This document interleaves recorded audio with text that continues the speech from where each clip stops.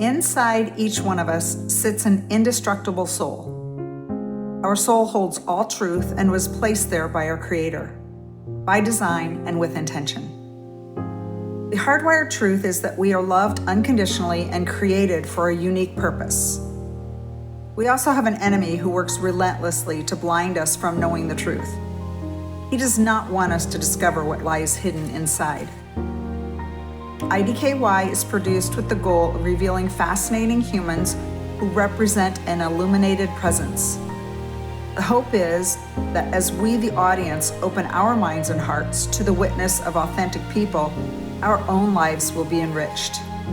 Keeping a curious consciousness of I don't know yet is like opening the door that will increase acceptance and love and bring forth healthier relationships to greater unity.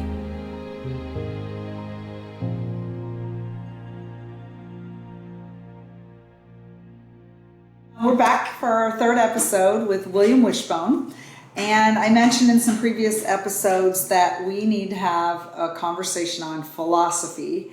And that's what we're going to do right here. So as I had gotten to know William, just by popping in at the old Bartley house or just stopping on the street or wherever I'd see him when I came in town, there was one time when I needed to come in and ask him permission for what I wrote about him in my book, The Path to Your True Self. I just felt like people are going to know who he is. Are you okay with me putting you in this book? And he didn't even blink an eye. And he's like, it's fine. And I'm like, no, I feel like you need to read it. I don't want to cause any hurt feelings or anything. He just didn't care. His boldness was like, wow, this is very unique in today's world. So many people are really worried about what people are going to say or what people are going to do. And so that just really caught me off guard even more. Like every time I have a conversation with him, I kind of get surprised by something. But that courage and trusting me, who he didn't know, who, is a stranger to him, to do the right thing. But I don't think he even cared. If I would have wrote something really bad, it wouldn't have bothered him. It wouldn't have mattered. Anyway, but you said, hey, before you leave, I have an assignment for you. So he pulls out a napkin and the Sharpie that they put on the coffee cups, and he writes down the name Alan Watts and the title. I don't remember the title. The Joker. The Joker. He said, I want you to look at this. And I'm like, okay. And I'm like, Alan Watts, the Joker. What am I getting into? So I jumped into my car and I thought, I'm just going to pull it up right away. I pulled it up on YouTube and I watched it all the way back to Indianapolis. And I was so surprised that I really enjoyed it. Were you surprised that I enjoyed it? I mean, I recommended it to you, so I had a feeling you might, but... I thought you were trying to shock me. No. I didn't know you that well then. No. So I thought he's trying to I'm getting tested or whatever. So anyway, so this Alan Watts, and I kind of did a little background. I think he died of alcoholism. He was married 5 times. I don't know if you knew all that, but that's kind of the background. I'm like, oh, I don't know who this guy is. Well, it's so fascinating because I resonated with what he was saying. Not only that, but some of my influencers that I follow are now quoting him. Mm-hmm. And I don't know when he lived. Do you know the years that he lived? Well, he passed away in the early 70s, I believe. Okay. He was instrumental through the 50s and 60s, with the counterculture and the beatnik movement, Eastern philosophy, Zen, Buddhism, Hinduism, things like that. He was very instrumental translating Eastern philosophy to the West. Condensing those ideas into something that was a bit more digestible and manageable to a Western frame of mind. So I imagine he was very misunderstood during his time. Yes, hence the 5 marriages and died of alcoholism. Right. To me, that's what I'm he was ahead of his time. I feel because right now, some of my influencers are now quoting him. Mm-hmm. And even on my YouTube feed that feeds things that I'm interested in, he's popping up in it. Right. And so now what he was preaching then is now kind of coming into alignment with things that are connecting in my, and so I still enjoy what he's saying. And I Is there anything else more about Alan Watts that you would like to share? Anything personal to you, or why you like him, or? I think that he's got a great sense of humor. I mean, he's got such a cavalier sense of absurdity that is, it's like having the rug pulled out from under you, but you're in on the joke. Like the greater realities behind the mysteries of life are often, ghastly and appalling, and things that we can't bear to reconcile with, and irreconcilable though they may be, that's kind of the basis of it. It's like, if something's bigger than you, even the truth of it you might succumb to, and that is a natural force in and of itself. So don't worry is kind of his perspective, and I really admire having such a sense of resolve. Yes, me too. The don't worry about the be true to yourself. Don't let outsiders influence you. It's kind of like how you reacted a little bit to when I said, "Are you okay with what I wrote?" And you're like, it's kind of like that would be his kind of philosophy. I think that that you were sharing with me. And then I came in another time, and on another napkin, you wrote down another name, another Alan, but I can't remember his last name. Alan Moore. Alan Moore, yes. Alan Moore. So I checked him out, and when I looked at him, he's got big beard. He reminds me of like a witch or a warlock in the Harry Potter. I was going to say, he looks like Dumbledore meets Hagrid. Yes. Yeah. And I was like, oh no, what did William bring me to this time? And then I listened to him, and it's all about storytelling, fantasy. And so I believe that what I gleaned from that is you thought that I might be interested as being a storyteller, as being a writer, that he would be somebody that could... am I right on that? Did I interpret that correctly? Yes. So I thought that was really great too. I just felt very seen. That I felt like you were taking into consideration who I am as a storyteller. Right. And you're saying, hey, here's a guy that may interest you. So I appreciate that little wisdom too. So what other philosophers do you like? I mean, I regard myself as a chaos magician.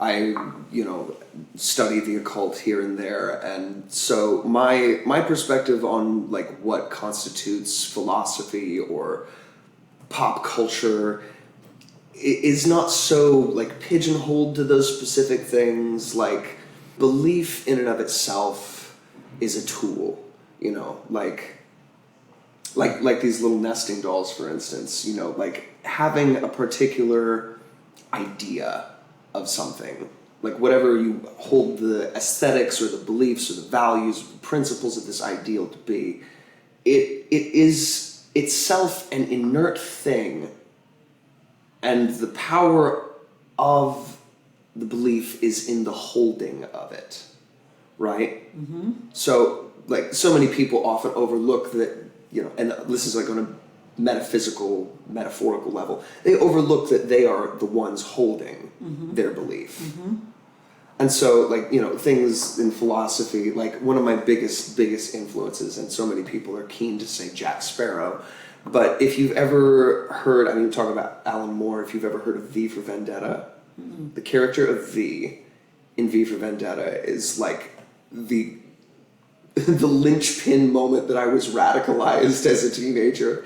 It was just one of the most, profound characters that I've ever acknowledged, and kind of set me on the path to looking more into Alan Moore, like as not just like his works, but as an author, like his approach to writing, and like the purpose behind storytelling. Because at least in the movie, there's this line that says, "Artists use lies to tell the truth, whereas politicians use lies to cover the truth up."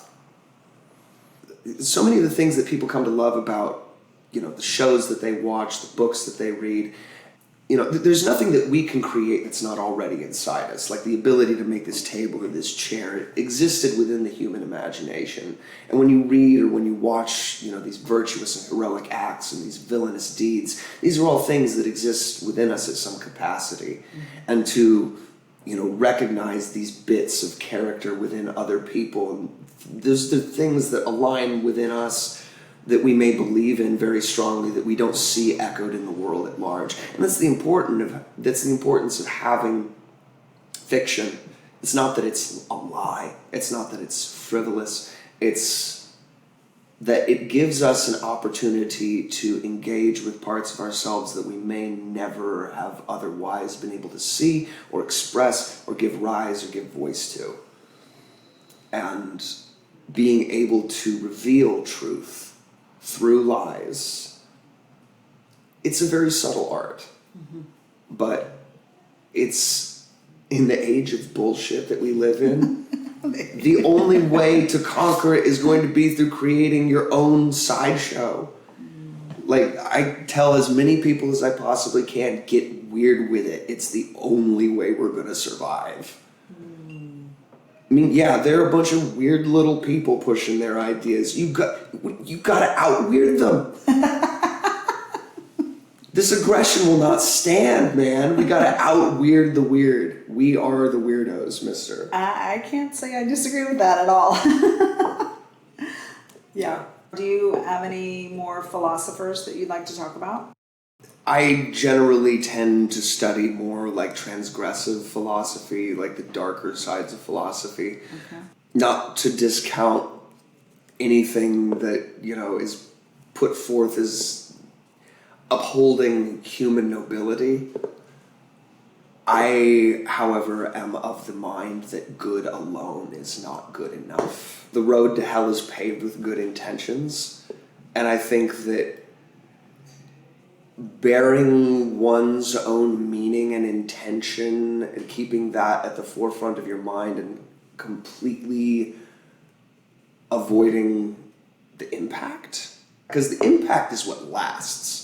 That's the remaining impression. Whatever you mean or intend for a particular outcome, it's so dependent on what comes after. And I think that a lot of people are just caught up in the blindedness of what the immediacy of, it's like we were talking about with the pandemic, things have just gotten so narrow and selfish and inconsiderate in a way. And I think that is part of our world today, is that people are out of touch with each other, but ignoring that reality comes at our peril. I think ignoring ugliness and darkness, and I think it was George Carlin that once said that fascism will come to America with a smiley face. Like, the modes of oppression are that we don't look the ugliness of the things that surround us in the face and call them out for fear of saying its name. I mean, if you've ever watched The Exorcist, knowing the name of something is what gives you power over it. Right. What stays in darkness can't heal. The light needs to come into that in order to, and it's got to be truth. It's got to be a clear vision. These falsities and these lies. There's a quote from one of my favorite shows of all time, Black Sails. It's the prequel to Treasure Island. And I recommend it to everybody. It makes Pirates of the Caribbean look like Sesame Street. But it's at the very tail end of the show. Captain Flint, who's the lead character, he has this moment where he says, they paint the world full of shadows and then tell their children to stay close to the light. Their light, their reasons, their judgments, because in the darkness there be dragons. But it isn't true. In the dark there is discovery. There's possibility. In the dark, once someone has illuminated it. And it takes the trust to be able to go into the shadows to illuminate those things. But if you never make the move, I think that what we are faced with as far as society or civilization, the only things that limit us, like you were talking about earlier, is fear. But it's a very specific kind of fear. Yes. I think that there are two things that stand in the way, and they're so similar to each other. I think of it like two sides of the same coin. There is intellectual laziness, and lack of imagination. And those two things in concert are what constitutes the problem behind anything and everything in this world. And the edge of the coin is fear of humility.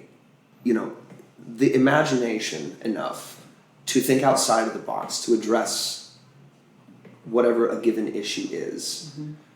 You have to have the honesty with yourself and, you know, the intellectual curiosity to probe into places that you hadn't thought before, and the humility to say, okay, maybe I don't know this. Where am I lacking in my knowledge? What more do I need to gather in order to affect a given change? Yeah. And we're so taken with shiny Band-Aid solutions anymore, and it's going to take a real amount of work. I mean, it's going to take, we as a country and as a culture need to take one big collective sit down and time out and assess for ourselves what our values are and what we want to see in this world. Because the revolution is not going to be televised. It's not going to be out there in the streets. The peaceful revolution has been made impossible. Violent revolution, inevitable though it may seem, doesn't seem very possible because nobody wants to make the first move. The only real revolution left is the inner. Yes. It's a revolution of the mind. It's a revelation in that last inch that they can't take from you. Yeah. Dignity and integrity. That's the final battlefield. That's where we stand. And it's going to take a lot of humility, and it's going to take a lot of outreach. You know, kumbaya and holding hands. It's not just about holding hands, it's about holding the line.